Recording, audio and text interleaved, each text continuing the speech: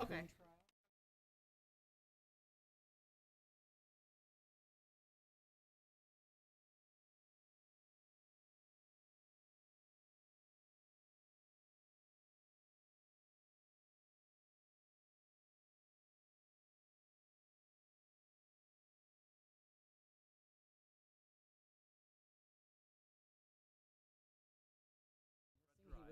Oh, so this enters by Greenspire. And also off of North Long by Olson's. It is 6 o'clock. I'm going to go ahead and call the meeting of the Charter running Township of from Garfield Red Board Drive. to order, and we'll start with a pledge of allegiance. I pledge allegiance to the flag of the United States of America and to the republic for which it stands, one nation, under God, indivisible, with liberty and justice for all. All right. And could we have a roll call, please? Schmuckel. Here. McCumber. Here. Lapp. Here. L. McManus. Here. Gustinelli. Here. Horn. Here. And J. McManus. Here, thank you. Next item on the agenda is our first public comment. We have public comment at the beginning and at the end of each meeting. I do not see any public hearings on tonight's agenda, so we'll open up our first public comment. If anybody has anything they'd like to say, step forward. I do not see any public stepping forward. We'll go ahead and close public comment and move on to the review and approval of the agenda. There's an amended agenda in front of you this evening. I'll make a motion to approve the amended agenda as presented. Support. Motion made and supported to approve the agenda, amended agenda as presented. Any further discussion on that motion? Hearing none, all in favor signify by saying aye. Aye. Opposed? Motion carried. Consent calendar. The purpose of the consent calendar is to expedite business by grouping non-controversial items together to be dealt with in one board motion without discussion. Any member of the board, staff, or the public may ask that any item on the consent calendar be removed from therefrom and placed elsewhere on the agenda for full discussion. Such requests will be automatically respected. If any item is not removed from the consent calendar, the action noted in parentheses on the agenda is approved by a single board action adopting the consent calendar. Minutes, May 26, 2026, regular meeting, recommend approval. Bills from the general fund, $34,740.84, recommend approval.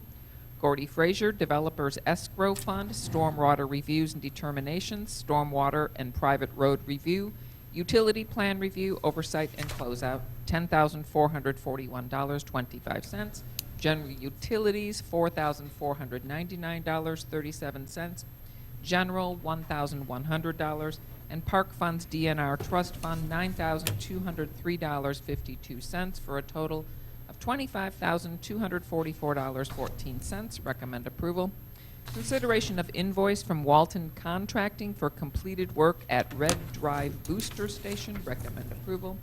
Consideration of electric service franchise ordinance with Wolverine Power Supply Cooperative Incorporated. Ordinance 84, introduction and set public hearing for June 23rd, 2026. Recommend approval. Consideration of appointing Catherine Hushke to the Joint Recreational Authority for a 3-year term beginning July 1st, 2026. Recommend approval. Thank you. Is there any item anybody on the board would like to have removed and placed elsewhere? Any item staff would like to have removed? Anybody in the public would like to have removed? Seeing none, motion would be in order. I'll make a motion that we adopt the consent calendar as presented. Support. Motion made and supported to adopt the consent calendar as presented. Any further discussion on that motion?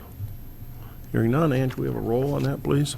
Gustinelli. Yes. Schmuckel. Yes. McCumber. Yes. Lapp. Yes. L. McManus. Yes. Horn. Yes. J. McManus. Yes. All right. The only correspondence, I see there's a road commission update in your packet. So if you have any questions, get them to Chris, and Chris can forward them on. So we'll move right on to reports and our county commissioner. Good evening, everyone. Lauren Flynn, County Commissioner, District 2. First of all, I want to say thank you to Supervisor McManus and Clerk McManus for meeting with Commissioner Spence and myself last week. We do really find it very important to have that open line of conversation and communication. Last week, the board approved a MOU between the county and the Treasurer's Office. I know this is a big issue in our community right now, but this allows the county finance department to provide some temporary support for the treasurer. I do want to continue, Treasurer McComber, want to hear from you after I know the meeting's tomorrow, but we do have a special meeting tomorrow morning at the same time, so I don't think any of us will be able to attend. South Airport Road received a road commission leadership, heard from the road commission leadership regarding South Airport Road. He presented a steering committee coming together, or a ad hoc committee coming together with representatives from Garfield Township. So I'm not sure if that's already been shared with you or who's been appointed to that yet, but we'll be appointing some county board and the road commission and the drain commissioner. I know it's a very specific one-year timeline is what they're hoping to have a solution, so I really would love to see a quick fix, not quick fix, but you know what I mean. The Conservation District millage is going on the ballot right here in District 2 off of Cass. The board authorized placing the renewal, which is also a reset on the November ballot. If approved by the voters, the renewal will continue funding conservation programs, invasive species control, river restoration efforts, agricultural assistance, and environmental education programs. We received an update regarding the ongoing structural assessment of our governmental center. Engineers have identified areas that need some further evaluation due to moisture intrusion, concrete deterioration, and corrosion. So we'll be keeping an eye on that and putting together that capital improvement plan for that building if we so choose. And Annika Place 2 has officially opened. I know a lot of you were at the ribbon cutting. But we have that presented, and that project really represents a nearly $20 million investment in our community that includes long-term affordability commitments, energy-efficient construction, and partnerships with our local service providers. So it's good to have those apartments and housing within our community. And that's all I have this evening. And as always, any questions? And you know where to find me. Thanks, Lauren. Sheriff's report. Roy?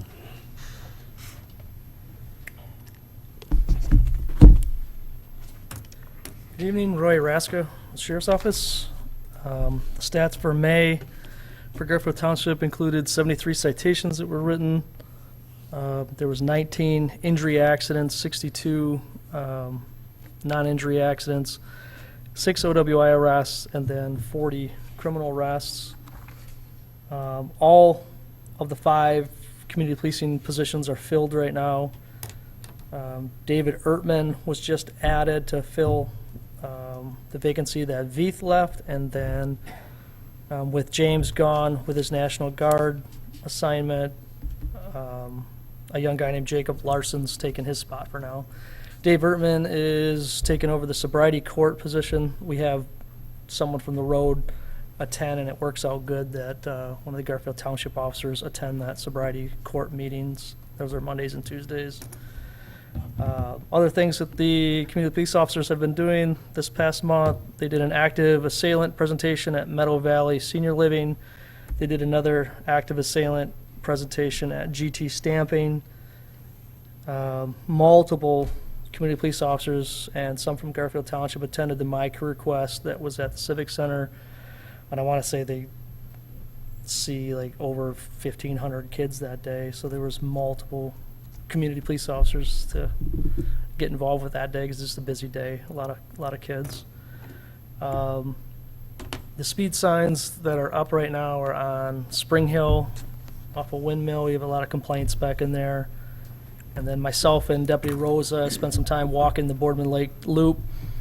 Everything looks good. All of the encampments have been cleaned up, and there's hardly any sign of any messes left behind, so that was good to see.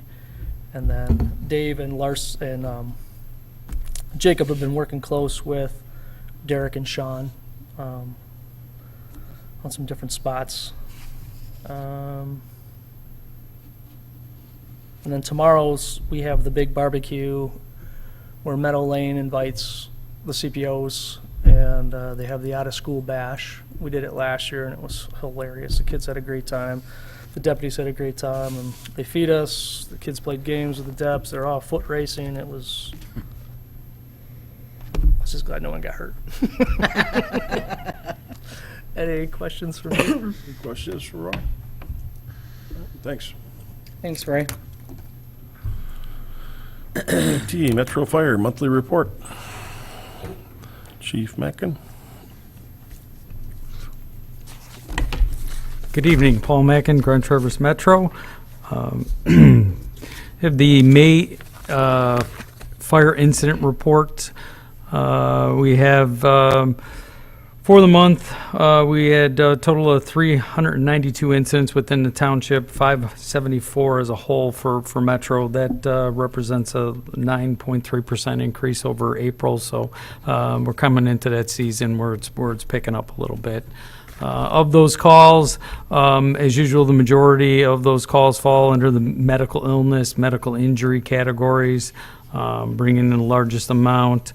We were followed by a lot of our non-emergency canceled and route public service lift assists. We had 19 of those within the township and a number of other non-emergency type calls.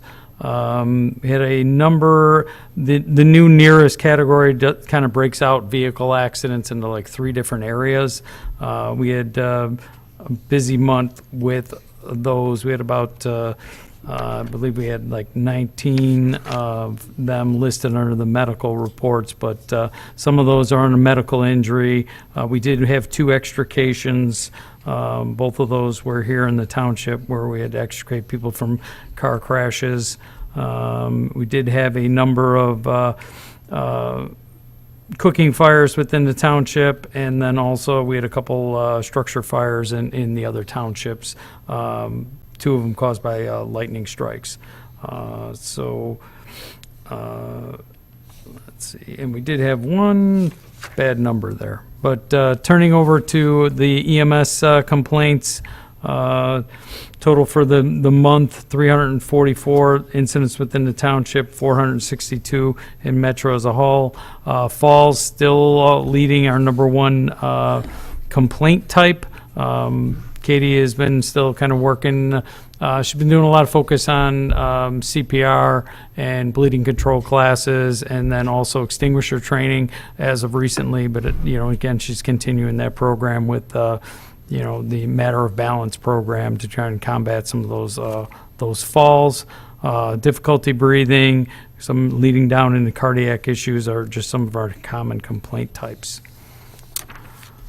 Moving over to our incidents by station, of the 574 for the month, Station 1 and Station 11 came in both around 26%, 149 and 152 calls from those station areas, followed closely by Station 12, which for a while was trending to being one of our busiest stations, but it's still kind of hanging in there within just a handful of incidents. So both stations 11 and 12 within the township are still fairly busy.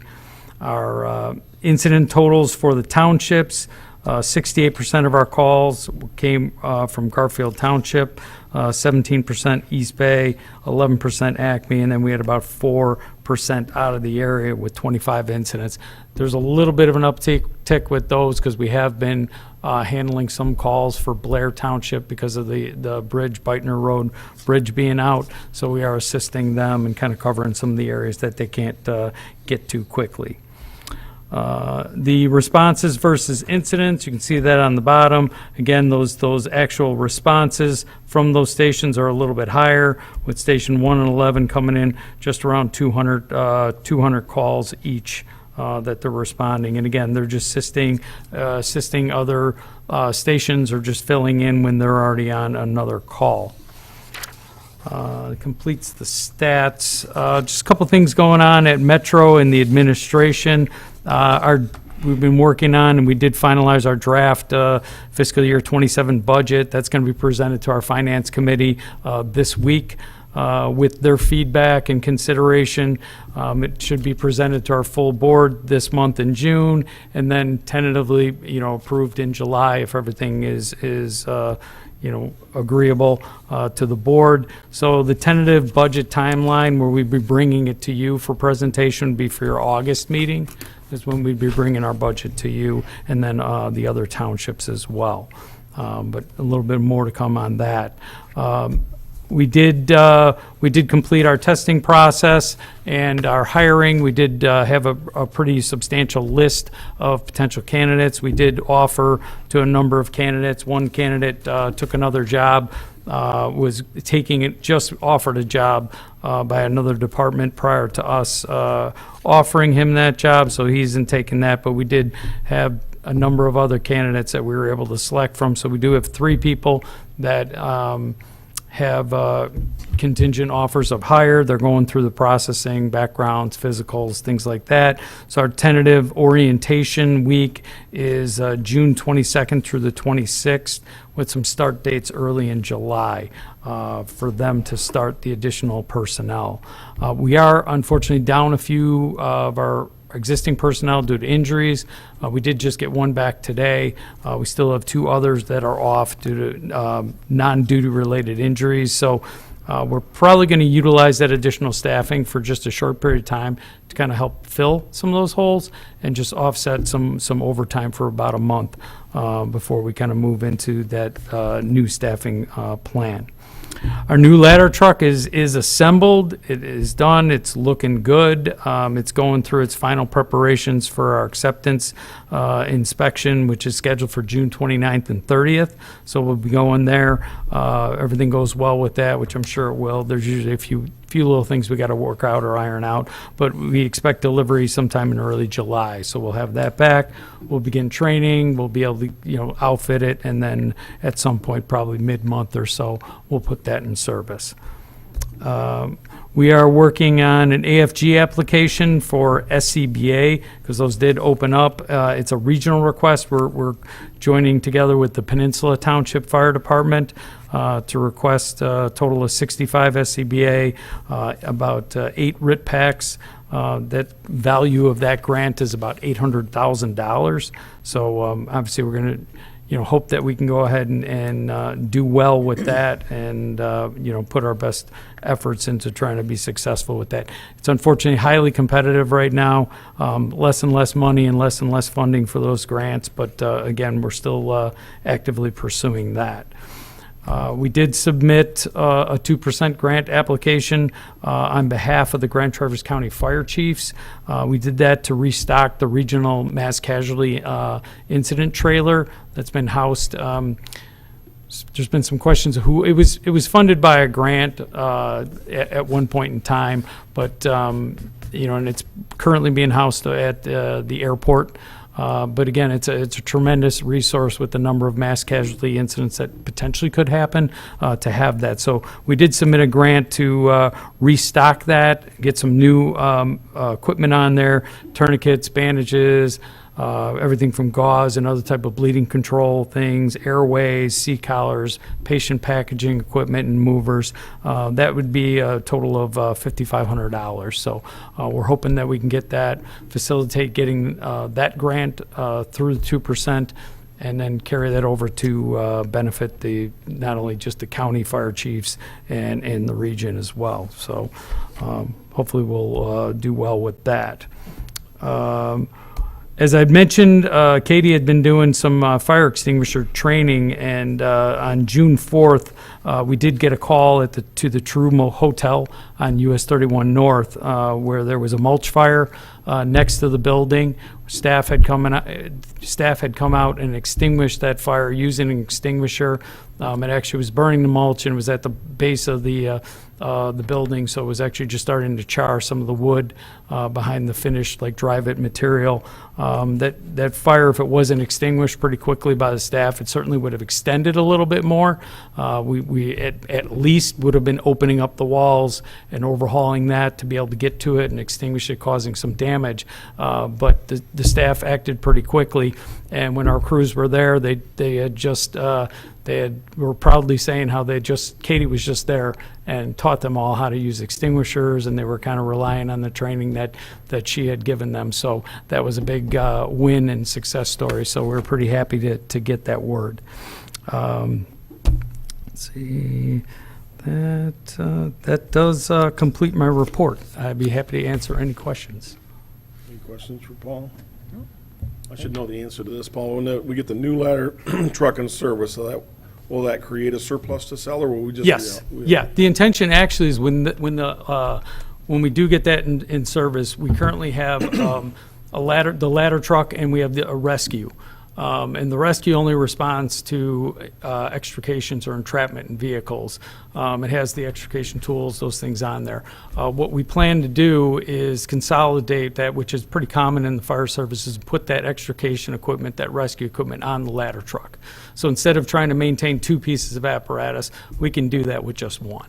So the idea would be to sell both the ladder truck, the rescue, then also by moving that, and in the ladder truck is a Quint, and having that at our Station 1, we'll be able to move another engine over to another station from Station 1, which would then give us the opportunity to sell our oldest engine, which is, it's pretty old. It's kind of reserve at this point, but it would give us that opportunity. So the intent, and not to get ahead, but we would bring that to the board to make that decision, would be that we could sell those 3 additional pieces of equipment, and then again, utilize that money in our PIF, our public improvement, to continue with the apparatus replacement program and some of those capital purchases that we're making. All right. Sorry to steal your thunder on our next. Yeah, no, it's fine. Fine. As long as you're good with it, I'm good. All right. Well, thank you. Appreciate it. Thank you.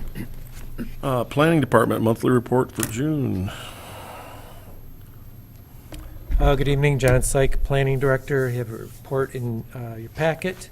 I just want a few highlights. The Planning Commission tomorrow evening will have an introduction for a site condominium development called White Pine Ridge. That's at the north end of Zimmerman. That's a residential development proposing 40 duplexes or 80 dwelling units. There will be an administrative review for Sarah Automotive. They are converting the former Lucky Jack's Bowling Center into a Subaru service center for vehicle service and body shop.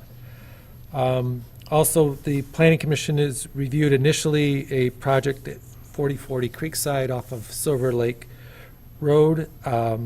That is shown in the report is at 108 units. That's probably going to be reduced somewhere to around 70 units. That's configuration is expected to change.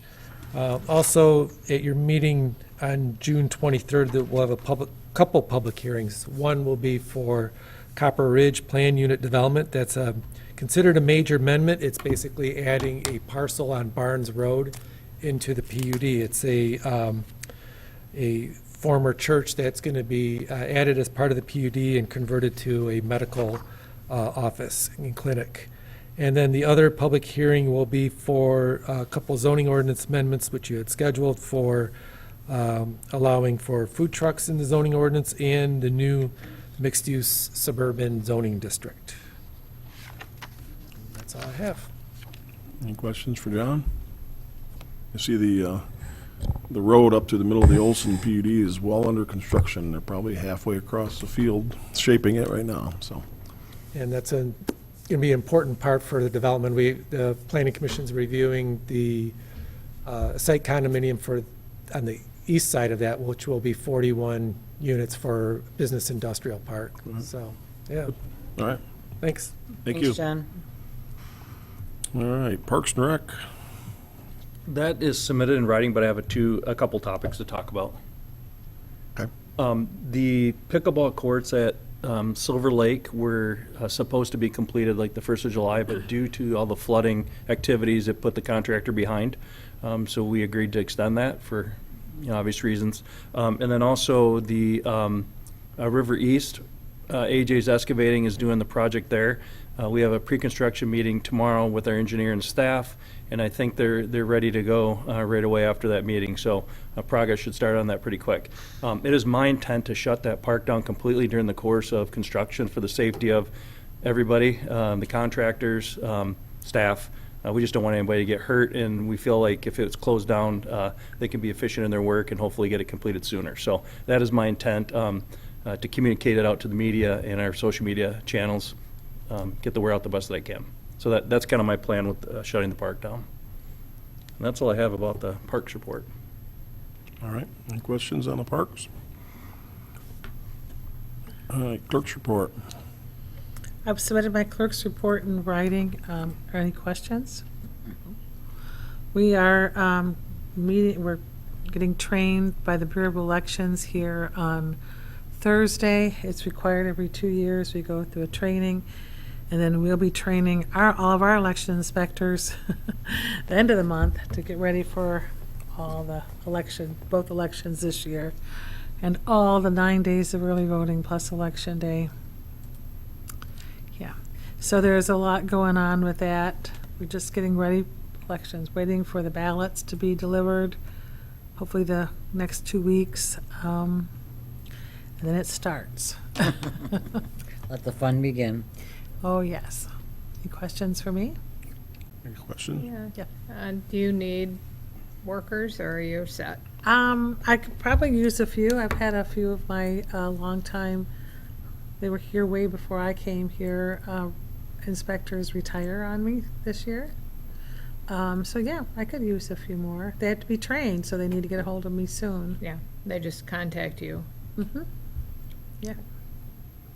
We're always happy to train, and there's a lot of opportunities with the 9 days of early voting, Election Day voting, and absentee voting, so there's a lot of opportunities to work. And they don't have to do it all. They can do one of the days of the 9 days. One of the days, they could do an early voting day, they could do Election Day. I have to be honest with you, the people that are in the absentee counting board don't ever leave there. They like that one. So it's very rare that I have an opportunity to put a new person in, but when I do, they generally stay. They like that one, so. Does that have anything to do with not interacting with the public coming in? I don't know. I have no Saying, idea. I mean, Just like to count Just those ballots. They have a good coincidental, I time in guess. there. They do have a good time, so. I know election day at the polls can be exciting, for sure, so. It's a good- Any other good questions for the times. clerk? All right, Township Manager's report.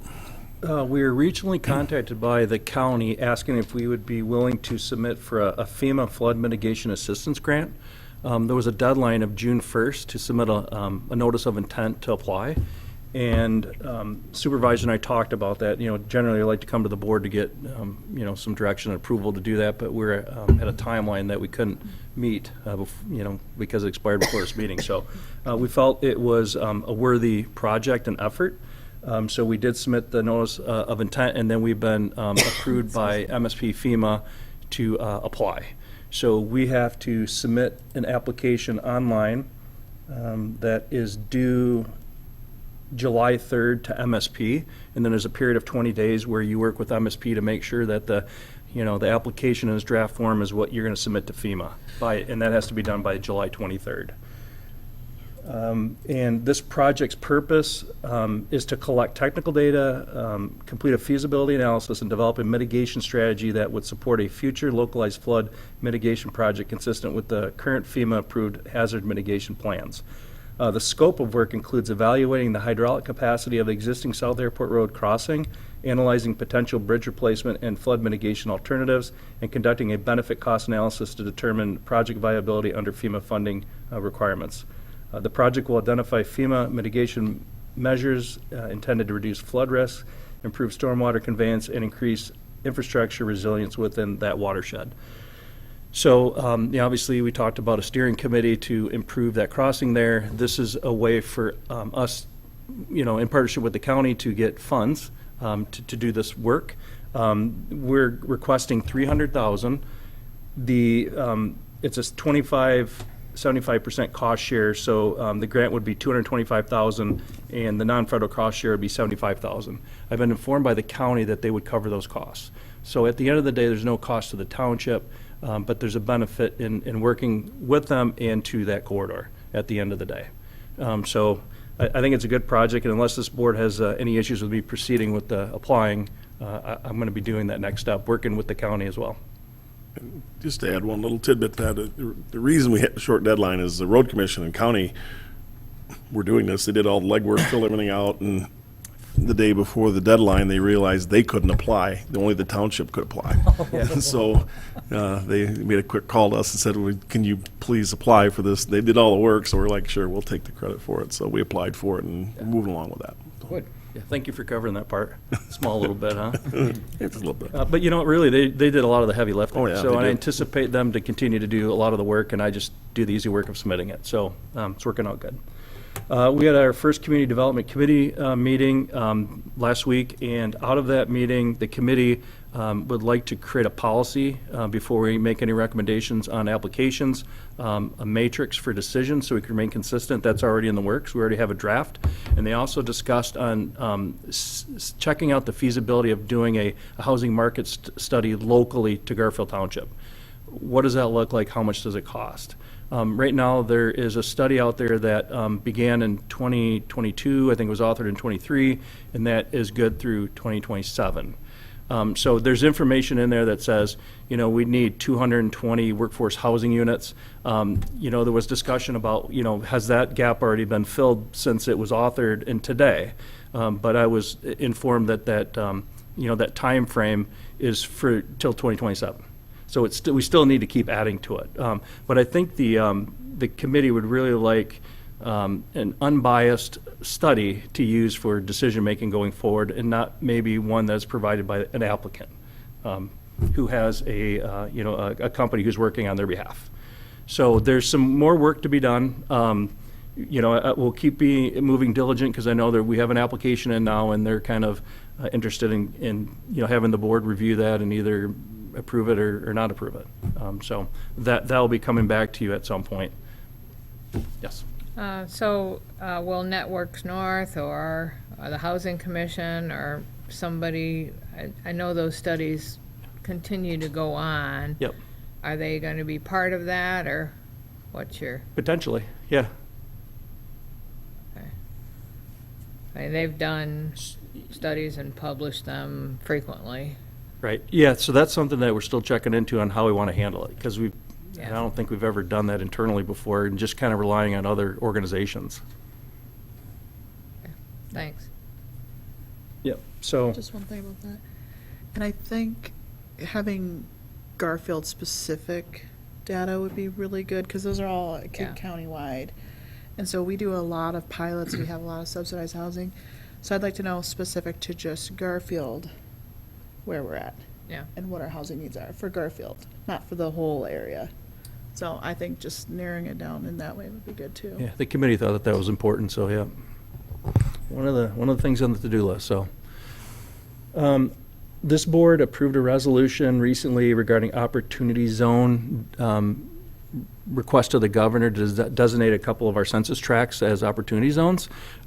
We learned that those tracts used to be 31 South, South Airport over to Barlow area, and then it was broken up into 3 separate, and now it's just consists of 2. So there's 2 tracks with identifiable numbers on them, so it doesn't quite match up with the resolution we just approved. So next meeting, you'll have a new resolution identifying those tracks, and we're also working with Traverse Connect and their staff in carrying this all forward to the governor. Traverse Connect staff actually was with the governor last week and kind of informed them of our intentions.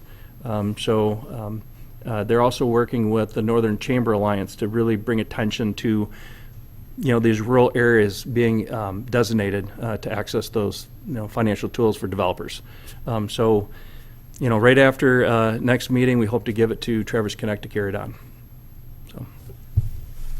Also, we're developing a comprehensive letter to attach to it. It will include a lot of our past developments that may have been done in the opportunity zone using those financial tools. So that's a little bit of homework that we're doing, because it's not quite easy to figure out. There's nothing. Yeah, we said that. How would we know that? Because we don't deal with the accountants. We just deal with the, you know, the site plans and the approvals, and not so much the financial end of it. So there's no application at the township, it's to the state, and Right. I know people who did it, but I don't know exactly what they did. Yeah, so when we asked that question, we're like, oh, good question. You know, we need to try to figure that out. So in order for us to give that history, we need to get some information from somebody else. So that's what we're working on. So our website, as part of that process, we identified that our privacy policy notice or terms of, actually it was a privacy notice, needed to be updated. When we rolled out our website, we put together kind of a short privacy notice based on our best effort. And working with the MTA attorney, it can be pretty complex because websites are complex, and you want to make sure that your privacy notice fits exactly what you do. So they suggested that we work with legal counsel and come up with one that's Garfield specifics. So we did that. We came up with an updated policy notice and a terms of use. If you go to our website at the very bottom, they're links. Click on them. They're very lengthy, but it really provides notice to the public what exactly we collect. It isn't a ton. We're not like other private websites that grab a lot of data for marketing and stuff like that. But we do collect stuff that's important for the public to know. So if you jump on that someday, take a look at it. If you have any questions, comments, or suggestions, let me know. We reserve the right, and we change that internally. So I want to throw that out there. I have discussed with the board, I don't know, a month ago about Silver Lake. We have a permit from the DNR for buoys to be installed over by the DNR boat launch. And the board, back then when they approved it, decided that the residents were going to be responsible for this. Here we are 6 years later, and they're still not being installed. So I have been talking with residents and also the Silver Lake Improvement Association and told them that, you had asked for this. This is something that we expect you to do. And if they don't do it, that the board could consider rescinding that. It was an ordinance that we created. So if it was serious back then it should be serious and get done. The Silver Lake Improvement Association said that they would work with the neighbors and be a resource for them to do this, but the association does not want to take on any responsibility. So fingers crossed that here pretty quick we'll see some buoys bobbing in the water. So that's what I'm hoping for. But the township's not going to take on any of the role or responsibility in doing that. Our job was more administrative and getting the permits to help out the neighbors. So just wanted to update everybody kind of where I'm at with that. It's no longer on my to-do list. The YMCA groundbreaking was today. They had a bobcat in their gym. It was kind of weird to see. And so they're going to town. A lot of people there to congratulate them on this effort. And it was a combination of donations from the public, a lot of people come together to make it happen. And at the end of the day, it's going to be a really good facility for our community to use. So, hats off to Andy Page, the CEO, and his administrative team, and all the workers there who made it happen. So it was real sense of pride being there, listening to them talk and explaining what they went through to get to where they're at today. So that was very neat, and then for Andy to invite us to be there. So we appreciated that. Township updates. Not too long ago, I was listening to the news, and there was a story about 16 inches of rain that we got in the spring, and that was a record ever. And so I was thinking about our soil erosion department, who's responsible for going out and looking at all those sites after they rain, after all this rain. And I tell you what, they're doing a bang-up job. We took over this program like a year ago. We inherited 40 permits. We're at 30 now because it goes up and down. But we have a great team of inspectors, and our administrative assistant who helps keep the inspectors in line and on schedule has done a phenomenal job ensuring that we comply with the rules. So we took that over and have done a phenomenal job. So I just wanted to let you know about that. There's been no issues that have been aware of since we took it over a year ago. One thing that will be coming to you regarding soil erosion is occasionally we'll have a property owner who will not follow the rules. And, we'll go through many efforts to get things into compliance, and it just doesn't happen. So the statute allows us to go in and repair a property to get it to becoming in compliance. So we are seeking excavation companies or a company who we can bring in to get things stabilized. And then we would have to pay for that fee up front and then pass that on to the property owner. So we're just making sure how that's all done before we move completely forward. But we definitely need somebody who we can call in the case of a sewer break or a water main break. Elmer's typically responds. We need the same thing for soil and erosion. So that will be coming to you in the future at some point. The building department, just throw out a couple stats there. What's that? Molly. Oh, sorry. Soil erosion, So if we have somebody who does not comply and there's a fine attached, does that go on their taxes? So that's the question I asked. So at the end of the day, when we pay the bill, how do we ensure we get reimbursed? So that's the part of this, developing this, we're still trying to figure out. I do know through zoning issues, when we need to clean something up, that the courts have supported us doing that, where we pay the bill for a cleanup company and then we can put it on somebody's taxes, and then they're responsible. So I just need to now make sure that that's okay in a soil erosion type situation. Because if somebody screws that up, it could be a big number. It could be a big number, and also too, if it goes on your taxes and it's a bill that you owe, at what point do you, become delinquent and paying those, and how does it become more harmful to somebody? So it could become, a big problem. Yeah. So, but we're just trying to make sure that that works similar to a zoning type matter, so. Thanks. The building department, in 2025, so when, applicants submit their application, they estimate their value of their project. In 2025, we had $13.5 million in value reported during those applications. Just June, $57.69 million in value of the projects. That's up 316%, and we still have half the year to go. June of this year? That's Yeah. just, yeah. Wow. Yeah. Through June, right? Yeah, Now. yeah, it was just to date. Yeah. To date, through Yeah. June. So it's through- Yeah, actually not through June, just through May, basically. Yeah. Yeah. And a lot of that is single-family apartment complexes. There's other commercial properties. There's like 8 or 9 big things going on. So new commercial buildings went from 3 total in 2025 to 9 already. New commercial value of that, the total I gave you, the 57.69, it was 1.38 million in 2025.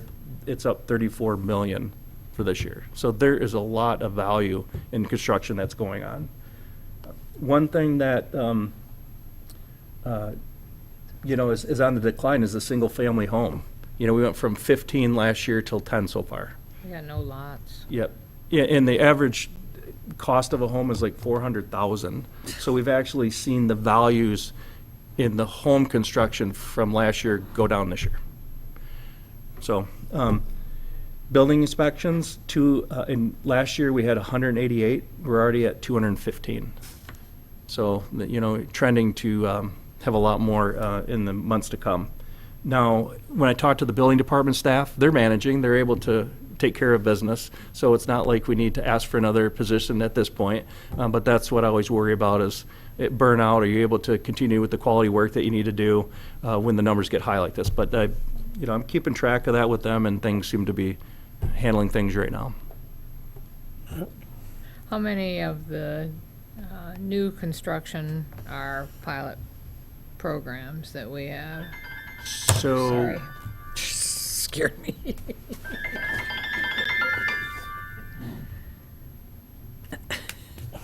Sorry.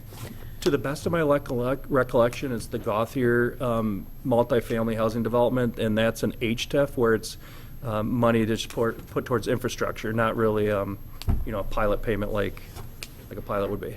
So it's a little different scenario there, but that's the only multifamily complex that I'm aware of. Oh, okay. Yep. Good.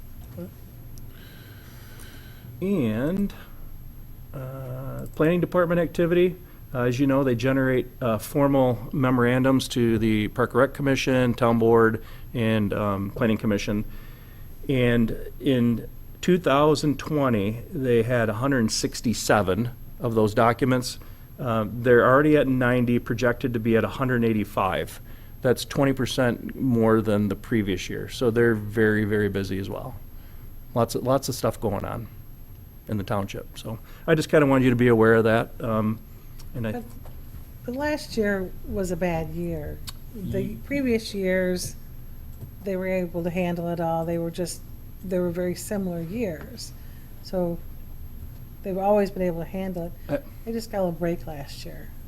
They did, yeah. And you know what? I find sometimes you work at 125 miles an hour and you get it done, and sometimes it's down to 75, and that's okay because you don't get burnt out and all those things. So I think having those up and down years are good, are okay.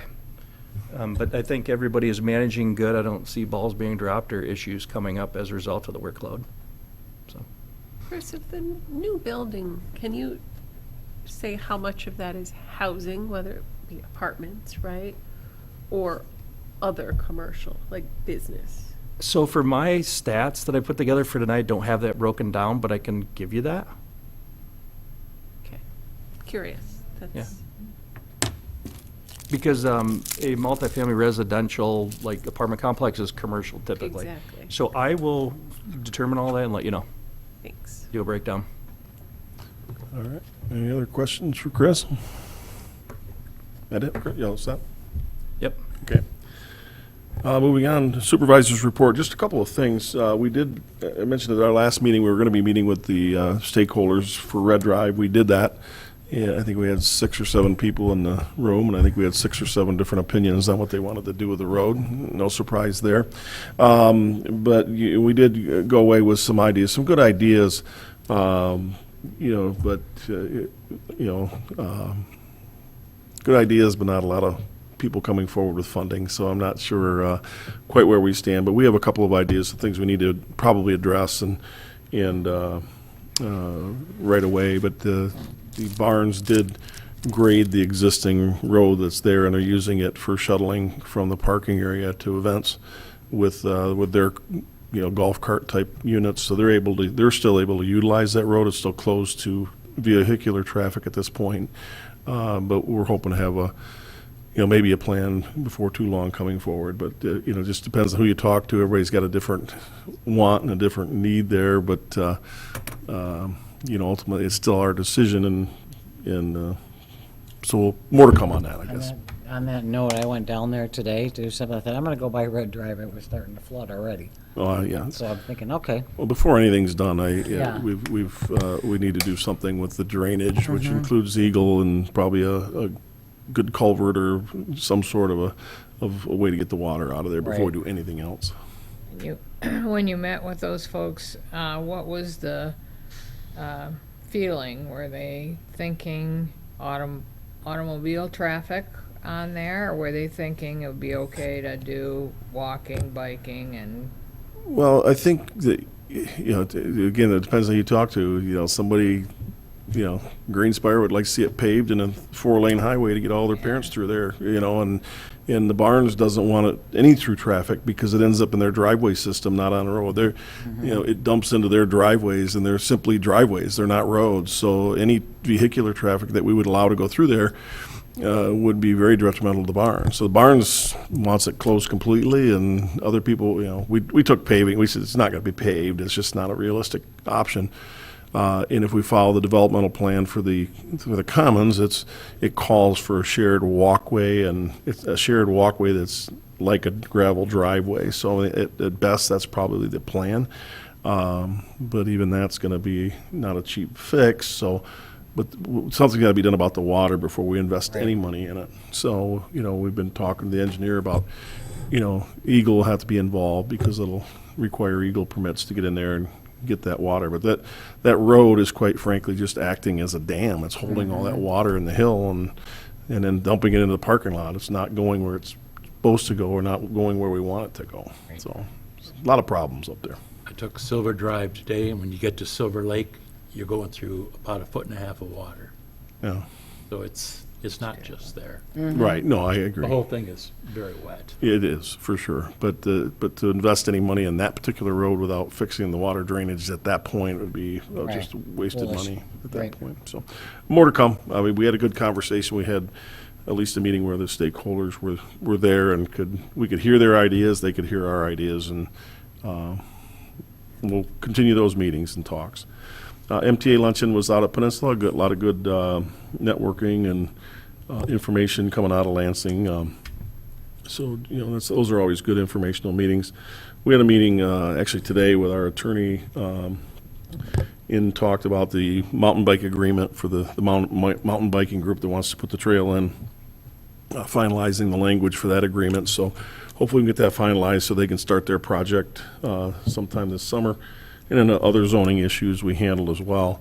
And then Chris already talked about River East. We have a pre-con meeting there tomorrow, I believe, and hoping they're, break ground, I think, maybe Thursday, if the weather's permitting. So when we did that bid, we made that decision. We took into timelines, and they were by far the quickest timeline, and it appears to be, and hopefully they're going to meet that or even beat that. So good news there. They can start breaking ground and get that project done. We know like Chris said, we have to close that park down.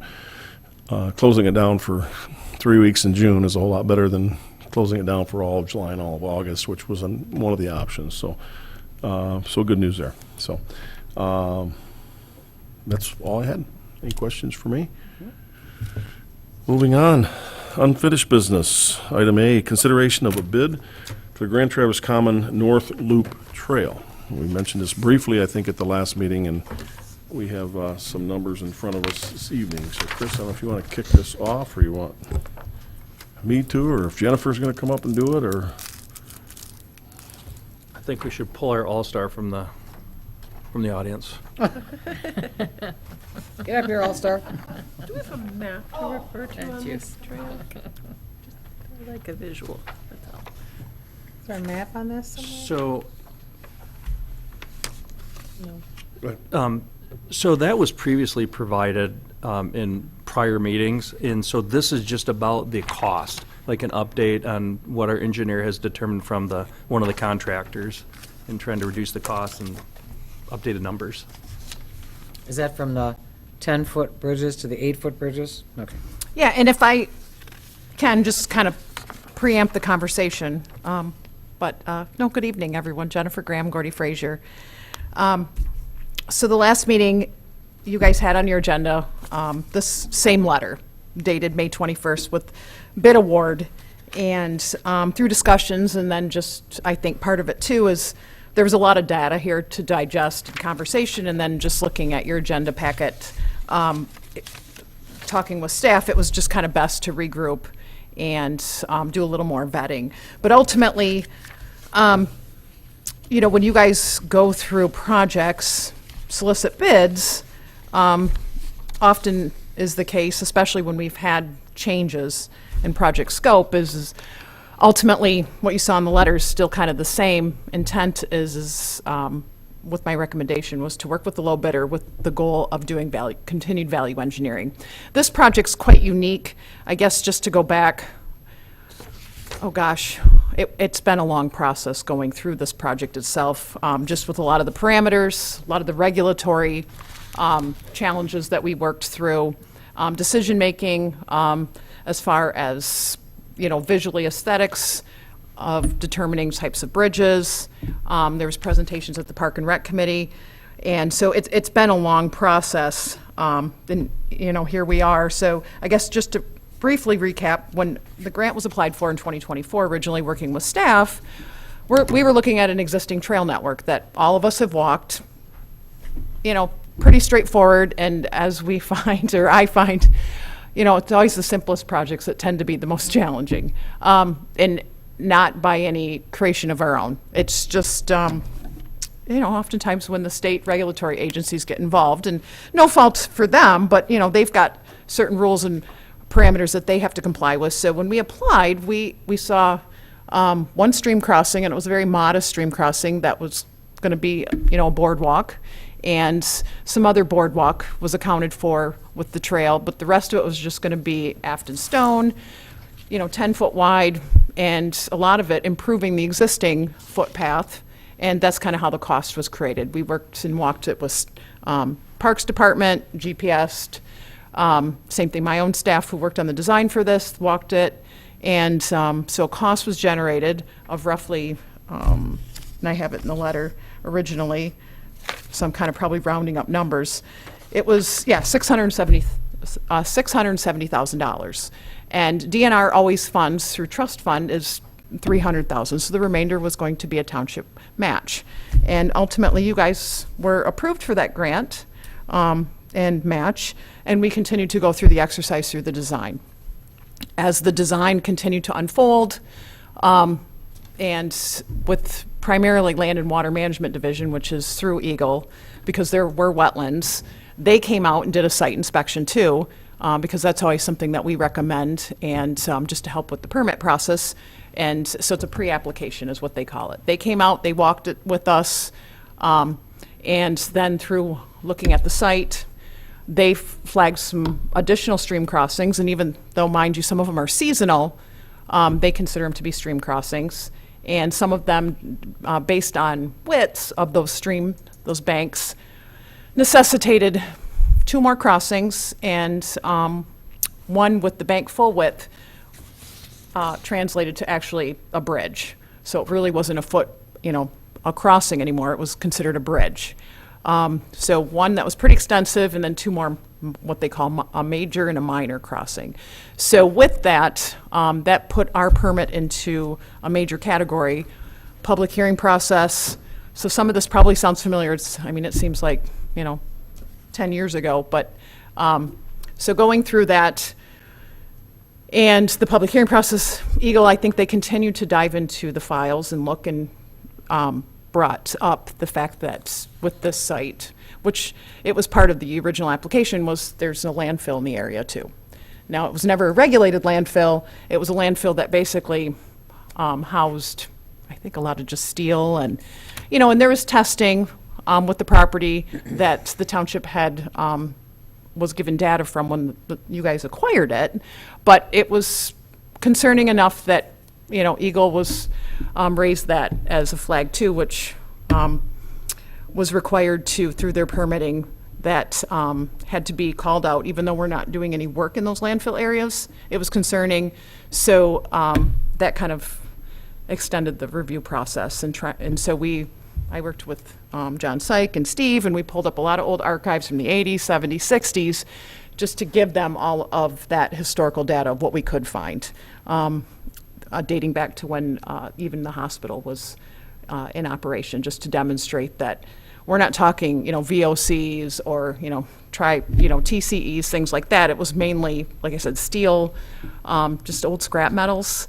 And so we worked through that, because at one point they were going to want to have a bunch of additional soil testing done. And yeah, so you can probably tell by the sound of my voice, it was a very long process. But so that was another piece to it too.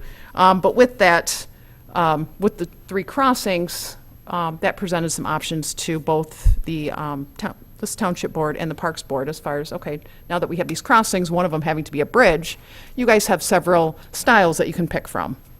So it ultimately was selected during this process that one of the bridges was going to be, something that was important was maintenance, aesthetics. So a steel one was the preferred selected bridge as part of this bid package, and then the other 2 were more boardwalks with helical piles to accommodate and comply with Eagle requirements. So we updated cost estimates, presented them to the DNR for that, to reflect those changes and the permit parameters, which bumped up our estimated budget at that time, and that was back in March when that was updated for estimates, and that closely translated to just under $1 million. And then ultimately now, through bidding, we had 2 competitive bidders, and one read lower than the other, significantly lower. So where my position basically is the goal being is we know we have to do these 3 bridge crossings. And, but the objective, we're not going to get to our original cost estimate, because that's just not feasibly possible, because we have the 3 crossings that we have to navigate. But with the intent to try to be closer to the estimate that we had budgeted and provided to this township board and the parks board at the time of $950,000. So what I'm recommending is an exercise to continue to value engineer with the low bid contractor. I've already started that process, poised them for transparency of, the budget constraints we have. Because Walton Contractor we worked with before, they've done a lot of trail projects. They definitely meet the criteria. They're significantly less than the second bidder. So it was easy for me to just start that working. Yes, ma'am. I have a question of why did we not see the second bid? You do. You do? There's a bid tab with the letter. This is all we Not have. in this packet. This was in we our just have last one. meeting. It was in our. Oh, it was in the last meeting Okay. packet. Yes. Yeah. Okay, This, thank you. this was on our last Yeah. agenda. So this letter in the entire bid packet with both bidders, it was Okay. Walton and Elmer's, their entire bid package, and everything was in there, so. Thank you. Yes. So what I think you probably have tonight is basically the first step in exercise I've started discussing with Walton to let them know, we're going to be value engineering if we do move ahead with this project, and getting them thinking about it. And the first thing, talking with staff, is I know originally with the grant application, we wanted a 10-foot wide trail. But we've started out, well, can we narrow that down to 8 feet, yet still meeting the parameters of DNR, which is not only ADA accessible, but universally accessible? Yes, we can reduce it down to 8 feet. So then I coordinated with Walton. So ultimately, what you're seeing is, what you see in green represents Walton's contract and their bid prices, just Walton's. I didn't have the other ones in there because that's who I'm having my discussions with. Now, working for you guys, if you want me to also have the same discussion with Elmer's, I'm happy to do that. It just seems logical for efficiency and time. I don't see the other contractor coming down that much lower, just because of the disparity. And then the pink basically reflects the modified, right now with 8-foot narrowing. Now, there's other options and scenarios that the low bid contractor is also working on. There's alternate manufacturers that he's having discussions with. The unfortunate problem I have right now is I don't have that data from him yet.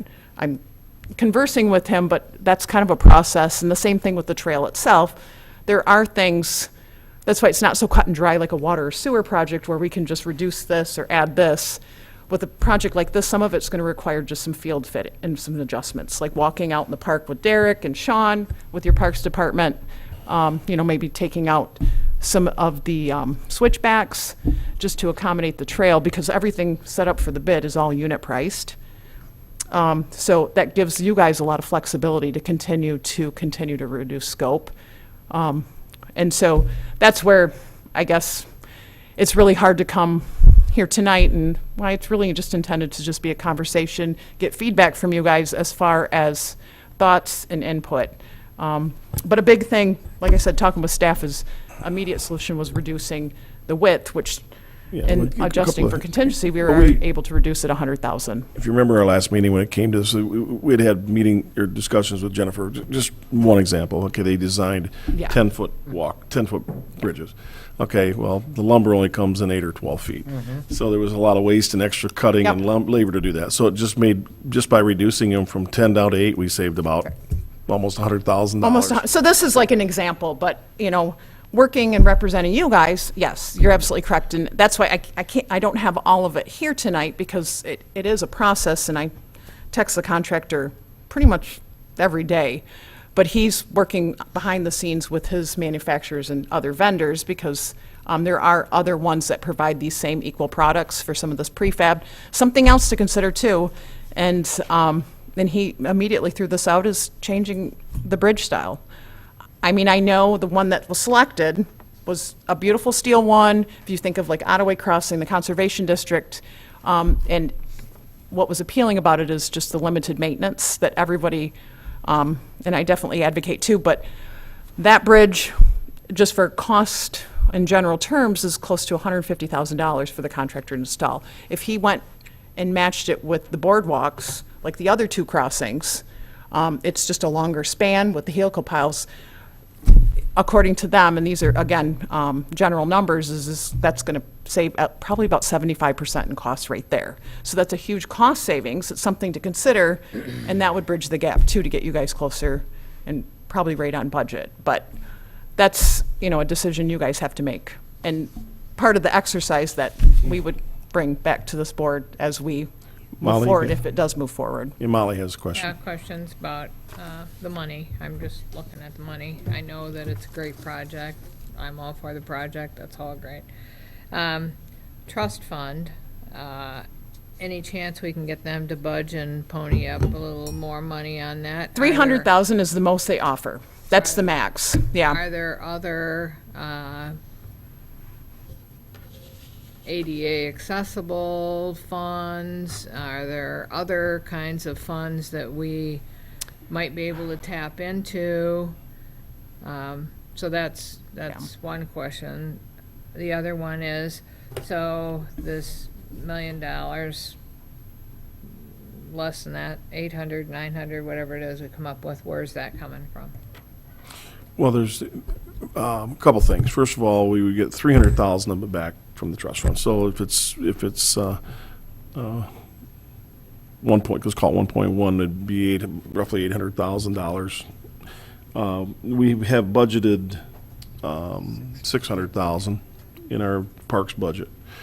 And the only way we would be able to come close, we've thrown some numbers together, is there's other projects in the parks budget that we could put off for a year, like dredging the pond at the Olson farm, the actual trailhead itself, not parking, but just the entrance trailhead was like a $210,000 project. So, we could postpone doing the elaborate trailhead, just put in the trail, and that would, so those monies could be put toward trying to, there's probably no way to stay on budget for this particular project, but there's a pretty good chance we could get on budget within the parks budget for this year. And that's probably the best we could try to do this year, is if we did this at this amount of money, would be to funnel all the parks money into this project and try to come in close to the parks budget. Or we'd pull money out of the general fund Anything over and above would come out of the if we general fund. wanted to. Yeah. Are we gonna have some discussion about that when we do budgeting, or? Yeah, I think that we would probably need to do that I think the direction that Jennifer would like us to go is probably postpone this again until the next meeting, so she can have better numbers on bridges and other savings, possibly at least one more round to get more information from the bidder, the contractor. And would that be, Jennifer, with the other bridges they were talking about? Yeah, rather I than keep steel? pestering him. No, I could definitely, Like I was saying, is then we would, she could bring us the option, show us pictures. Okay, this is the steel bridge that was approved, and if we wanted to save $75,000, here's what the wooden bridge would look like. And we make a decision. If we decide that we want the steel bridge and we have to exceed the budget, we'd go back and adjust the general fund budget to cover that. Would be the only way to do it, probably. Yes. Would we look at maintenance for a Yeah, I think wood that, bridge? I mean, if we, absolutely. I think there's that's less maintenance on a steel bridge, it might be the way to go, because you're gonna be replacing other things on Or that. the cost of that? Yeah. well, and then the other thing to keep in mind with that too, and that's why having this discussion, and so I can get feedback from you guys and represent you, is timing too. If, with the steel bridge, the longer it takes us to make a decision, puts us, further out, and potentially, it's a spring install, depending on manufacturer availability. If you guys go with the traditional, consistent with the other two crossings in Boardwalk, it'll be done this year. So those are also things that, if I was in your seat, I would want to take into consideration too. Maintenance is one piece, but also schedule, which may make that not only with budget, but schedule appealing. Chris, do you have a question, Chris? Yeah, question was asked about the other bid. It was Elmer's $1,572,000. And then you have the one from Walton. Okay. And then, like the supervisor was saying, if you took funds allocated for other projects and put it towards this, you could use $365,000, I think it was, from those other projects, put it towards this, and you'd have a shortfall of $113,000 that would have to come from the general fund into the parks. The way it's written right now. What's that? The way it's written. The way right it's now. written. Correct, yep. If you were to decide, let's move forward with this, $1,068,000, Right. that's what you'd have to do. But it may be even less than the So hundred if and they some could get another thousand. 100,000. Well, out right, of and that. my goal is to try to, and I've been very transparent with the owner at Walton, and he's very invested and committed to want to try to help try to get to the budget numbers that I had provided back in March, and be closer to the 950,000. Okay. That is the goal Jennifer, for do you think guys. You can have better numbers in 2 weeks? I will keep pestering him. I can't guarantee. I know he's communicating with those other manufacturers, so he's relying on others also. right. And so these numbers I had right here, it took him close to a week to get them to me, so I'm hopeful next week I would have them and keep refining it so that you guys can keep seeing that we're continuing to whittle away and value engineer. Well, this project's been at least 2 years in the works, if Oh, yeah. not What's- longer. Yep, Well, 2.5 years. So I guess I'd like to I guess I'd like to recommend that we or postpone this till our next meeting, or when Jennifer's ready to come up with better numbers, and then we make the hard choice. We either move forward the way it's written, make some adjustments, and I go will on. second your recommendation. I guess I made the motion. Can I make a motion, can I? Yes, you can. Okay. Can I ask for clarification, or do you want me to wait till you're done? Is that, Go on. Motion made and supported to postpone this to a future meeting when Jennifer's ready. Discussion. Go ahead, Jennifer. What's your thank question? you, sir. So this feedback, I hope I'm hearing it correctly. You guys want me to get costs for an alternate bridge, Right. similar to the wooden boardwalk as the other two crossings as well? And Okay. graphics to show Yes, and I have those already. Yeah, I know. what Okay, they look perfect. like, in case, I mean, it very well may be worth going with a more expensive bridge for maintenance and aesthetics. It might be. No, the and right this decision. is very helpful because I know, like I said, we wanted to go steel before, and just knowing some of the challenges it creates. Okay. Okay. This is Yes, exactly what I needed. Thank Can you. you estimate the cost of maintenance of the two bridges? Yeah. So that we can look at the big picture? Yeah. Altogether? Yeah, because they're all going to be treated lumber, of course, and Yeah. yeah. No, this is great feedback because I But wasn't sure. maintenance on a steel versus maintenance on Yep. a wood, or maybe plastic of some kind, or some other. Okay. So I'll include maintenance, upfront costs, and then schedule, too. Okay. Perfect. Thank you. Yeah, I think obviously don't want to delay it, but I think getting it on tonight's agenda was a little bit of a rapid move, but we wanted to give you the updates because we Right. postponed it from the last meeting and didn't want to keep kicking the can down the road, but if we can save some money and get the job done, that's the combination of them. So. And do you think if we decided next meeting, we could still get this done this year?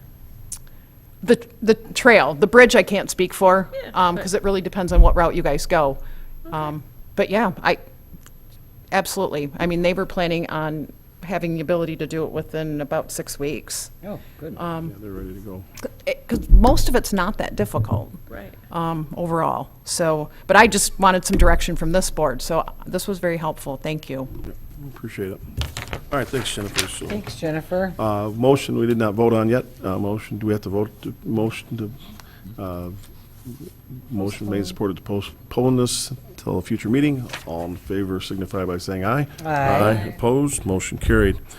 Consideration of adopting the amended employee handbook. I think, Chris, you're handling this, I believe. Yep, so Cooper People Group assisted with us in developing an updated handbook.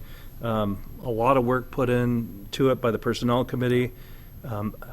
We basically met with them. They gave us some recommendations on best practices, compliance with HR rules and laws, recommendations, gave that back to us, all colored up and whatnot, and then we had several meetings basically going line by line on what we felt would be the best for the end product. So I would say just every topic was pretty much touched, and it's been significantly improved from the past. You know, the other handbook was great, but just times have changed, and we wanted to update it to something that's a little bit better. You can see that the table of contents has changed, easier to read, navigate, and they just touched, just to give you an idea, you know, the welcome section was updated, more detail on the section related to the treatment of employees, compliance language under equal opportunity employment, employee accommodations, you know, how do we handle expectant mothers, you know, that's kind of new that we haven't done before. Background check process, you know, what's the best practice for that? Health insurance area and other benefits, that needed to be updated and be more generalized because our benefits could change from year to year, where it was very specific in the other handbook.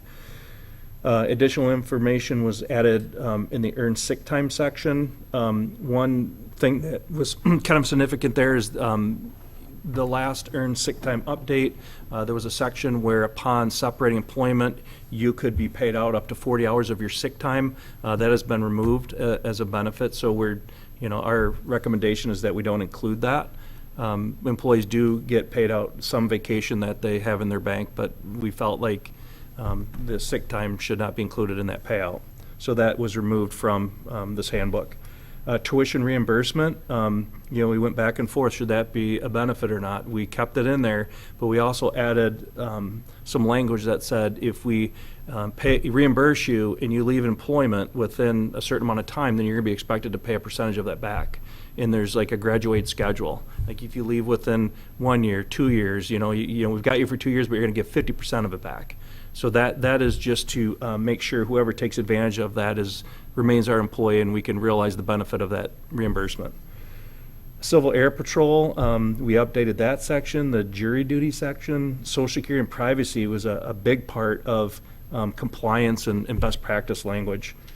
Disciplinary action section, there was a lot of detail in that in our old handbook. We want that to live in a policy separate. So there's some mention of it within the current handbook, but the policy and procedure will be on a different document. And then just one other, the computer and internet use was updated, so. I have to say this is wonderful, because I know when we've had it before, and so many times we've had to change it with unions and everything else and everything coming up, but this is wonderful. It's great. Very, very good. Thank you. The committee was really serious in looking at what was proposed and thinking through our operation, thinking of things that could come up, down the road that you weren't aware of today. Okay, what if this happened, then how can we handle that? Let's put it in the language. So That's what happened a couple times years ago. Something did come up that wasn't in the handbook that we had to address and then put it in the handbook, and yeah. Well, it's kind of like the master plan, the future land use. It's a breathing and living document. It changes, and it would be expected to change as things change. So Right. this is a great, I think we haven't done it in a while. It's good. I'm assuming the plan is to distribute it electronically to all the employees. and train. Do Probably some have one in-person copy, training hard as well. hard copy on site or something, or a couple of them. Yeah. The old days of handing out a handbook are Yeah. long past. I would like to make a motion that we adopt the amended employee handbook. I'll second that motion. Motion made and supported to adopt the handbook as presented this evening. Yes. I forgot to mention, there's one little update that I want to be included in your motion. Under section 6.5, information release, it was in there that any information had to be released had to be approved by an elected official. So any type of a media release, I typically would want to handle that, especially if it has to be done quickly. So I recommend adding, so the language says, information release, except for items of information released in the ordinary course of business, all information released from the township or about the township must be cleared through and approved by an elected official. I'm going to suggest adding approved by the township manager or an elected official. We had a resolution not too long ago that all of our media went through the supervisor. Remember that? Yeah. So we have a resolution out there that says any media goes through the supervisor. I didn't know that. Yes, so that resolution, because we were having problems with the media contacting every trustee and everyone, so we made a resolution several years ago that any media contact goes through the supervisor. If that's the case, then I would suggest we still approve this book this evening, but we bring a resolution. If we pass a new one, does it override the old one? And, or we have to rescind the old one? Right. Then we bring the old one to us, we'll rescind the old one Get and it- pass get a it to new one, manager. that it would be the supervisor or the manager. Right. Because there are a lot of times that the media's contacting Chris on things as well. Well, I just want to say it because I know we No, ran it's a into good- that problem several years ago. I didn't know that either. Yeah. Good, that's a good catch. Good memory. Okay. So you want to amend your motion to add manager under that section of the No, book? until we get that resolution. You want to postpone this then till the next We can meeting? approve He it, doesn't and we have go a back and- manager in there right now. No, has- he's suggesting that we approve it with that language added. For Well, tonight. no, I do not want to approve it with that language added, because we have a resolution out there have that to says, only rescind says, the other. we have to Okay. rescind that other resolution. You So- can bring back an amended one afterwards. Okay. Right, so we can approve this approve one. it as presented then. Right. Yep. Okay. Right. Motion was made and supported to approve the handbook as presented this evening. Any further discussion on that? Hearing none, all in favor signify by saying aye. Aye. Opposed, motion carries. So Chris, bring back Next meeting. the old resolution to rescind and a new one to correct. Well, we didn't have a township manager then, and that's. Well, when- I get that, yeah, it's just something I wouldn't have thought about. Yep. so Yeah, I it's did. good. Yeah, my bad too. I didn't know Sounds that. good. Moving on to new business, consideration of bids for the US 31 pressure reducing valve PRV station project. It's starting on page 133 of your packet. There are 2 bids in your packet and a recommendation from the engineer. Thank you. Another one that has been outstanding, I look back, it's 2019 job. We, at the time, 3 PRVs were slated and solicited originally for bids. And then ultimately, this was like COVID times, prices came in quite exorbitant. So ultimately, the projects were isolated out each individually based on priority and need and condition, really, working with DPW. So since that time, the other 2 have been replaced. That Cedar Run booster was removed, and that PRV was installed. Stone Ridge, which is another one, and most through failure. This one we've continued to sit on, and through our delay, it created an opportunity for a new location for the PRV through conversations with the Brixton development right there at 2105 on North US 31. And because that developer had reached out to the planning department, and they engaged me in that discussion. And with their project, it ultimately, conversations were had as far as their type of development, and they had some area within a setback and topography that was off the road, and created a safe location for this PRV, which was very, very ideal to DPW, but also a better location for the PRV to improve overall pressures. It's also one that I know with discussions with the fire department, they're definitely excited to see translate, because that area Cracker Barrel has always been saddled with historically low pressures due to the water coming in and regulated through the existing PRV. And in its current location, where it's at right there at the corner of McRae, the north part of McRae, it's in a low spot in the station. It's an old concrete vault style, so it's due to be replaced anyway, but just us holding out sometimes works out. And so the property developer has been more than courteous working with them, and now the general manager of the project, we've been working with them also. And so they're going to give an easement to the township. They're going to benefit from improved pressure, and we're able to move ahead. So we were able to coordinate with their design engineer and redo the site layout configuration and permitting, and got bids back. And so ultimately, I just wanted to give you guys a quick recap. Bid prices came in a little bit higher, just I think because unfortunately this is all a prefabbed PRV, and we bid it out through EFI's the company, USMCO's another approved alternate, or anybody else, and just with, as we find with materials, they continue to kind of go up in pricing at times. So that really was the driver for this one. It had contractor prices for their scope were consistent. It was really just the prefab station itself went up in price a bit. But there are, within my bid tab, some unit prices and some savings that I see through some contingencies I built in that I can work with the low bid contractor, whom is my recommendation of Team Elmers on this. Where would this money come from? Do we have it budgeted out already? This would be The water fund, yes. Okay, Yeah. out of enterprise funds. okay. And with the water fund, sewer fund, those are easier for me to speak to, and I know Chloe will correct me if I misspeak on things, but we continue to, through the Capital Improvement Committee, outline timelines, project scopes, budgets. I also know, too, through this exercise, you guys are doing your rate study and all of the data as far as costs, even ones coming from the city with improvements they're doing through the rate analysis. She's provided all those, Dawn with UFS, and factoring all this in. So, but yes, this would be coming out of your enterprise fund for that. Yes, Molly?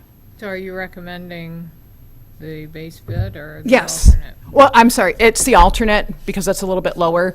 I had 2 different pipe materials proposed, and that was just to give the contractor a little bit of flexibility. They're both the same size. It's really just one, and they serve the same purpose. C900 requires specific contractors who are, not to get too technical, who have specific training for directional drilling, where any contractor, if they have the right equipment, can directionally drill HDPE. So it really just gave them some flexibility. And as you can see, their price was a little bit lower going with the HDPE, but it's not they're both equal products. It's just the type of install. Are that- these, they're PVC? What are- Yes, I'm sorry, yes, is PVC. what you're- Yeah, we don't really want to put ductile iron in the ground anymore, because it's Yeah, breaking. Okay. We'll So- make a motion for the T. Millers for the alternative bid of $1,151,166 for the US 31 PRV McRae. Support. Motion made and supported to approve and accept the bid from Elmer's for $1,151,166 to move and replace the PRV at McRae Hill. Any further discussion on that motion? Does that require a roll call or not? Ann, can we have a roll call on that, please? Schmuckel. Yes. Lapp. Yes. McCumber. Yes. L. McManus. Yes. Horn. Yes. Augustinelli. Yes. And J. McManus. Yes. Thank you. DPW thanks you, I know that too, so I appreciate No, it. it's definitely a lot of improvements in that location as well. Consideration of adopting a background check policy. Chris? So in our handbook, it mentioned a background process for prospective employees, and I really wanted a policy to guide in how we handle that. So whenever we are hiring and provide somebody with a conditional offer of employment, it would be contingent on them, the board approving that we hire them, and also them passing a background check. So at this point, the state has a system called iChat, which is a Michigan-only search, record search, and it's at no cost to municipality. So a private company would have to pay for those searches, but we have an account, so it doesn't cost. So I just, my recommendation is that through this policy, we do thorough background checks, as thorough as we can, to make sure we're hiring the best person that, hopefully won't have issues in the future if we can uncover things up front. And I have just one question. If you find something that's suspicious, then you could go to a further background check after that? We could. Okay. Are we just doing the state level? We're not doing county? So the state level will include anything in Michigan that is a conviction. So if any county, 83 counties in Michigan, if it's a conviction, it should be an iChat. Now, if they were in Ohio and did something, it wouldn't show up on the Michigan. Fair enough. Okay. Yeah, and All right. typically, even, when I was with the sheriff department and did backgrounds for, I think it was liquor licenses, I could only do them for the state of Michigan only. It made me so mad. I'm like, it didn't seem right. It's like, if you really want me to check into the applicant's background, then why are you limiting to the state? So even the state clamps down on what you can and can't do. Okay. So, Well, I make a motion that we, I was just gonna say, so what would you do if we hired someone outside of the state? Would you have to just pay to do I can't, Chloe, wait, I can't hear you, sorry. I said, what would we do then if we hired someone outside of the state, like we did recently? Would you just pay to have a different form of background check done? I don't know what other states would have for this type of a records check. In law enforcement, you have the main database that you just run their name and boom, you get all over internationally in the country. You could question them about things and have them provide information, but I don't see there being a database that we can run their name. Like Okay, if they're yeah. from the state of Florida and they come here. Yeah. I would do online researching. What can you find? I don't think this policy states specifically that we're using That program? that iChat? Michigan program. Okay. So Yeah. if somebody were to come from out of the state, we would just use a different background If it was available. search. Yeah, Okay, if that it makes was sense. available. There's a ton of them out there. Huh. Like, we would just have to pay for it. Yeah. Right. Yeah. Okay. Okay. I make a motion that we adopt the policy for the background checks policy. Support. Motion made and supported to adopt the background check policy as presented. Any further discussion on that motion? Hearing none, all in favor signify by saying aye. Aye. Opposed, motion carries. Consideration of adopting a vehicle use and safety policy. So utilizing resources from Power Plan, our insurance carrier, and also MTA, I felt it was important to have a vehicle use policy. And so using those resources, I came up with the policy that's presented. This policy would require any future employees and current staff to, for us to do a driving records check. And so basically what we would do is our current employees would sign that authorization form that is in the prior policy, giving us the authorization to run a check on them. And depending on what we determine, it may make them ineligible to drive a company vehicle. It will also, once you register somebody in the state system, you will get notified going forward if they have other convictions, like a drunk driving or a reckless driving or get a suspended license. And they're telling the employer that, okay, they may be disqualified from driving your cars. So it's a good way to ensure that the people who are using our vehicles are properly licensed and they follow the rules that we lay out in the policy. And at the end of the day, it reduces our risk to the township. What's to say that somebody gets a ticket or reckless driver's ticket and everything else? What's to say that they don't tell you and you don't know that? So once you put them in the system, then you have access to all of their records, Okay. all that information, and then going forward. Okay. So you're just getting notified through an account that we have. All right. Which again is at no Got it. cost to the township. And I believe we get a notification then, once you're in that system. You do. So if you're in that system, Denise, and you're driving and you get in a car accident and it's your fault and you get a ticket for that, Chris is going to get a notification. Got Not you, because you don't drive for the township. I was just but wondering if I got a ticket and didn't tell you, that's what, now that Yeah. you explained that. Eventually, we're going to find out. Tell the truth. Always do, you know that. All right. So you Any want a other motion questions? to adopt the vehicle use and safety policy? I second that motion. Motion made and supported to adopt the vehicle use and safety policy. Any further discussion on that motion? Hearing none, all in favor signify by saying aye. Aye. Opposed, motion carried. Consideration of proposal from Cooper People Group for creating a performance development program. So throughout the process of updating our employee job descriptions, looking at future employee raises, the board discussed last year about having a objective system to measure performance and determine if employees should receive raises or not. And so this is just another step in that process. We've worked with Cooper People Group on the handbook. I felt like they were a great company to work with, very responsive. And so we had asked them for a quote to create this program. The Personnel Committee, discussed this and we're recommended that the board approve us to work with them for this contract in developing that program, and the cost would be $5,000. Per And- year? Is that just a one-time cost? Correct. One-time. Okay. One-time cost. So out of it, we would create a program, a policy.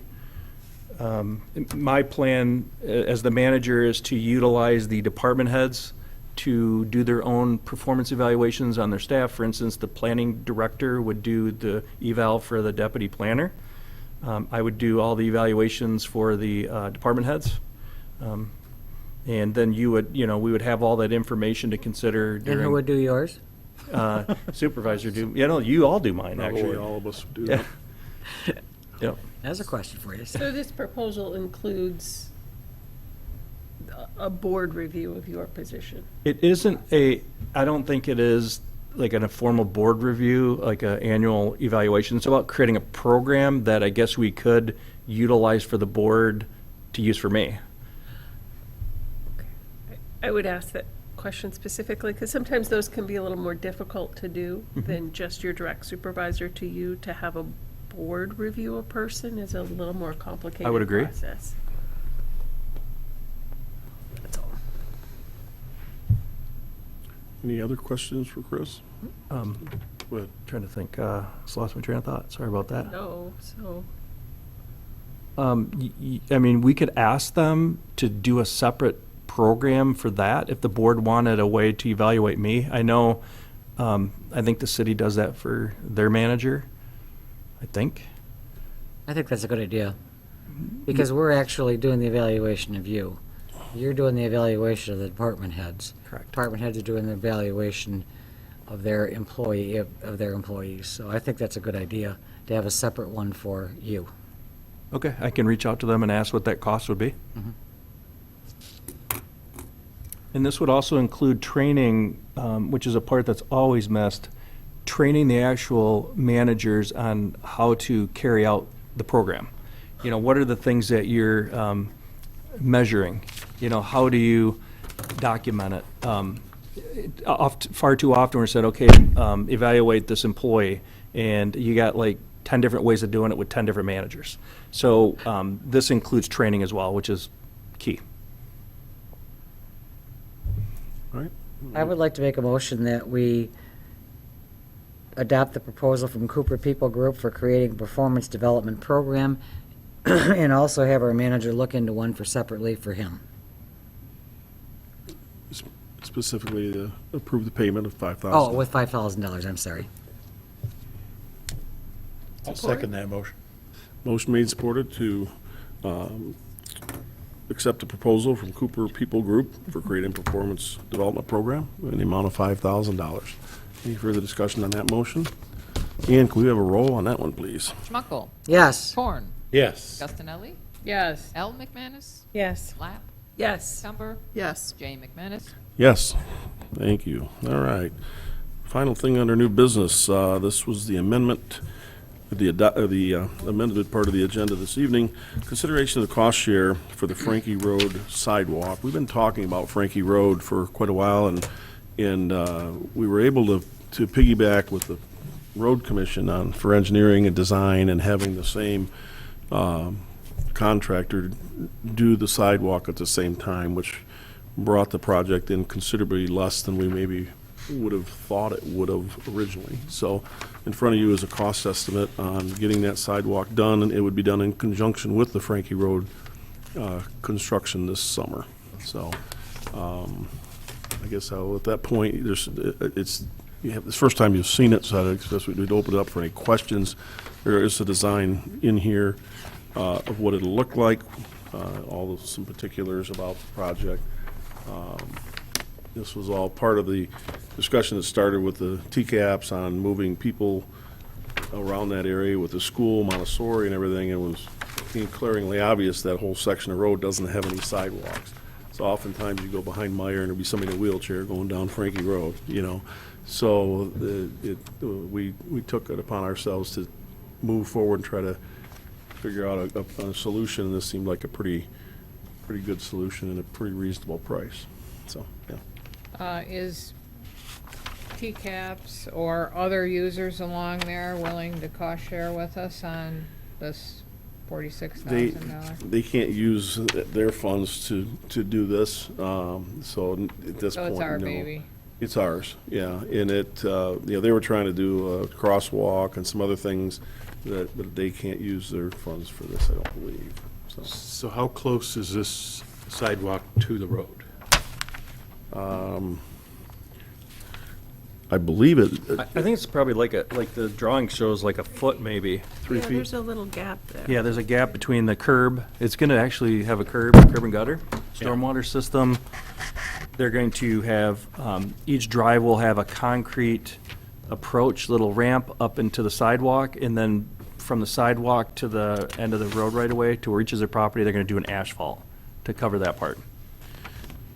The road commission, if we were to just go in today and try to put a sidewalk in there, it'd be very difficult. You'd have to be in people's yards. You wouldn't be able to get their permissions and things. But what they're doing, because of there's a left-hand turn lane, that full section behind Meyer, and there's no really place for anybody to turn and use it. So they're narrowing that, which they're hoping acts kind of like 8th Street as a traffic calming, and you narrow the traffic down, because when they repave that, people are going to want to drive a lot faster down Frankie Road. So they're going to narrow it to 2 lanes. That's why there's room to fit the sidewalk in the existing footprint of the road without encroaching on people's front yards. Yeah. So are we going to maintain it then? Are we gonna plow it in the wintertime? Because it's 3 feet, it's gonna be full of snow in the winter, but, so who's maintaining that sidewalk? Well, we maintain certain trails in that area for the access. Buffalo Ridge, the Mall Trail we maintain. That's current conversation in our CIP committee. is that, to what extent are we going to maintain sidewalks? We do have the property maintenance ordinance that requires the property owners to maintain them. So, my assumption would be is that the property owners would have to maintain them. But So the because part this is, that's by the school, TCAPs would have to maintain that. So they have the one that's already in front of the school that goes between the Montessori and Silver Lake Road. Yeah. That is maintained because of safe routes to school, I believe. We haven't discussed about snow blowing this. It's basically a trail in the warm months that's going to keep people out of the road. And then as we continue to discuss internally, do we want to be sidewalk maintainers or not? If we own it, aren't we liable, and we put it in, aren't we liable if somebody falls down and breaks their neck because we didn't clean it? No. No, I looked into sidewalk liability a couple of years ago. And yeah, ice and snow are not considered something you'd be liable for if someone hurt themselves. The only thing is if you have a gap or a crack, I think it's either 1 inch or 2 inch that's deep or wide, you can be held liable if someone hurts themselves on that. If you're aware of it. So you have to maintain basically the condition of it, but ice and snow are not. And this was from the power plant that told me this. Ice and snow are not considered something that you could be held We liable looked at for. it at Lafreniere, remember? But there is an expectation that it'll be kept clear, and if it's that close to the road and it's snowing heavily all day, they're going to be dumping snow in the sidewalk every no question. 45 minutes. Yep. It's similar to a lot of other ones, you're right. We could look into, because we do maintain, through Safe Routes to Schools, we maintain most of the other ones in that area. It might not be impossible to add this stretch, because it's proximity to both the junior high and the Montessori school. Right. So do we need a policy or something to do that, or, or some, are we just saying, yeah, that's what we want, or how do we That's a good question. I don't know. modify that? How do we tell property owners that they're responsible for keeping their sidewalk clean? So we haven't traditionally done that. So I've thought a lot about this, is that if it's a priority to be walkable and have developers put in sidewalks, then we should have a system that says if you're supposed to maintain them, then we have them, but that's through education and time. Right. Well, developers, when they're, especially commercial developments, they assume the responsibility. Right. But I don't know that residential would be that simple. And I do know that we have a sidewalk on Lafreniere, which is never cleared in the wintertime. A couple times. We didn't put it in. I thought that was a shoulder though, not a It's a sidewalk. shoulder. No, it's a sidewalk. The road commission says it's not a sidewalk, it's a shoulder to put snow on. Yeah, they, It was, when it was built, it was But I called a understand it's sidewalk. not a sidewalk. yeah, that was considered a shoulder, because I know we looked and talked about that. Yeah, it's- Not only does it get snow removed, and all the sand that's left from the winter doesn't get removed in the summer, Yeah. so it's kind of a double whammy there, but, We did do the I think that's a- Barlow South Airport connection last summer as well. I think it's a broader discussion on what do you want to maintain. I've approached the road commission about Lafreniere, Cass, and Garfield, where the sidewalks are like right adjacent to the curb, and all of their sanding gets thrown right up onto the sidewalk, and it's a dirt trail basically. And as part of their spring maintenance program, they usually hire a contractor to come through with a big vehicle that brings it back up onto the road and sucks it up. Well, I've learned that isn't going to work for sidewalks. So I was going to suggest that as part of their cleanup, they clean up our sidewalks so that they put dirt on. Well, they can't do it with their system. So it's a conversation that we needed to figure out how we want to handle that if we do it all. Yeah, because Lafreniere, there's no place to put it. That's the problem. There's a 6-7 foot wall. Right? Doesn't work out. yeah, exactly. Well, as we looked at, you're exactly right, we probably need to either create a policy or a direction. From this standpoint, it just, when we really looked at this through the course of working with TCAPs on their idea for a crosswalk, you have a nice trail coming from the Commons right along Frankie, and then it's this gap, and then it continues on up through all the businesses all the way up to South Airport Road, pretty much. It parallels the mall trail. And so this section is, I think, not only key to the whole trail system, but it really helps that neighborhood as well. And it'll get them, be able to get down to this intersection. So I think the project itself has a lot of merit. The maintenance is something we probably need to address, either through CIP or as we move forward. I don't know how we look at that. Well, I think it's an important connector, and I'd like to see it put in. So if we can, in the near future, come up with some kind of a policy, I guess I think I'd make John a and Steve motion are that we working on spend the that right now. $46,000 and do it. I support that motion. Okay, motion was made and supported to approve the estimated cost for the sidewalk at $46,624 on Frankie Road. It's going to go out, For bid next week is the timeline. yeah, so we'll have So do you want it up to, or do you want it? 7% contingency would put it at 50,000, not to exceed 50 at this point, and they felt pretty confident we'd come into that. I'll amend my motion to say up to. I amend my second. Okay, motion made and supported to approve up to $50,000 to install the sidewalk on Frankie Road as presented. Any further discussion on that? Questions? Oh, where's the money coming from? The road fund. Yes. Out of our, Put $1 million in there. Yep. we have $1 million in the road fund this year. Okay. Thank you for asking that, out of the road fund. Any further discussion on that? And could we have a roll on that one, please? Gustinelli. Yes. Schmuckel. Yes. Corn. No. McCumber. Yes. Lapp. Yes. L. McManus. Yes. J. McManus. Yes. Okay. Takes us to our second public comment. So we will open up public comment this evening, see if anybody has any, not much public and nobody running the microphone. We'll close public comment. That's a tongue twister. Bring it back to the board. Any other business to come before the board this evening? Hearing none, we are adjourned. I'm sleepy tonight.